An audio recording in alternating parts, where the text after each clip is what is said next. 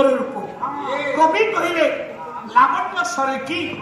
लावण्य रूपक सर मान पोखरी सुवर्ण कमल की सुवर्ण मान सुना सुनार पद्म पड़ी कि भगवान तो माया स्त्री हो गले टिके झलक देखी टिके दौड़ी जाऊँ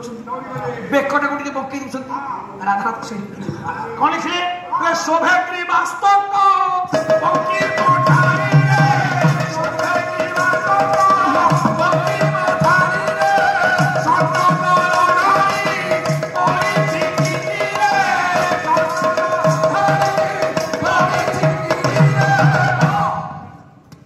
राधा में शोभे